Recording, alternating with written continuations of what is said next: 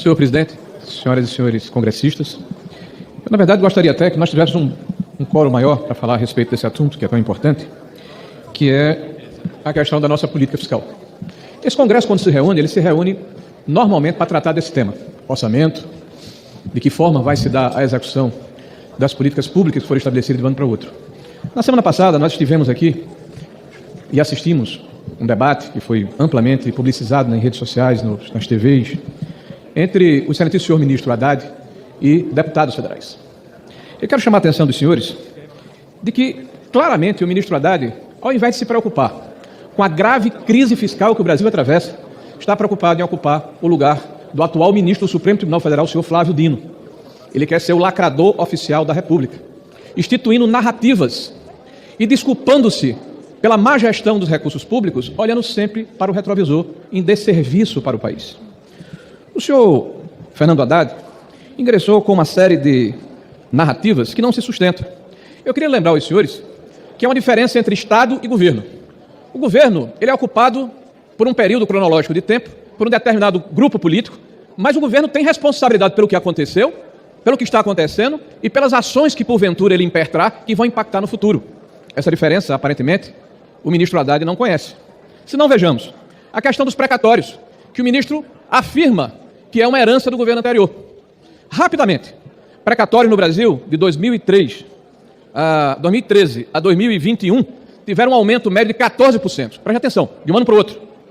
Em 2022, olha que coincidência, ano de eleição, ano em que terminamos o Covid, retomada econômica, desastre do ponto de vista sanitário no mundo inteiro, medidas excepcionais tomadas no ano anterior. O Supremo Tribunal Federal, que tinha uma média de 50 a 60 milhões, Eduardo Girão, senador, e Omar, por ano, em 2022, consegue colocar no orçamento da União 16 bilhões 633 milhões de reais, contra uma média histórica de 50 milhões de reais por ano. Isso significou um aumento de 21 para 22 de 62%. O que é que o governo na época fez? Buscou o Congresso Nacional, buscou o Tribunal de Contas da União, fez as tratativas e passou um projeto de emenda à Constituição que permitiu que se estabelecesse um teto de em torno de 60 e poucos bilhões de reais, e o que passasse disso fosse diferido ao longo do tempo até 2027. Muito bem. Em 2023, a Advocacia Geral da União, dentro de uma ação impertrada pelo Partido Democrata Trabalhista, pelo PDT, esta Advocacia Geral da União, que deveria proteger os interesses dos cidadãos brasileiros, peticionou neste processo, dizendo que o governo federal acreditava que era, naquela oportunidade, inconstitucional o que havia sido votado em 21, e que não deveria haver o diferimento no tempo, e que o governo deveria pagar à vista os precatórios sem desconto. E o que é que aconteceu, senhor presidente? Várias entidades haviam comprado, e eu vou concluir mais um minuto no máximo, várias entidades haviam comprado precatórios sobre a égide da lei anterior, com deságio de 30%, de 40%, e era em torno de 30 bilhões de reais, e o governo consegue autorização do STF para pagar 22, 23 e 24, mais de 90 bilhões sem deságio, trazendo ao valor atual, pelo valor de face. Nós estamos falando, senhor presidente, de mais de 30 bilhões de reais que deixaram de ser contabilizados a favor da União.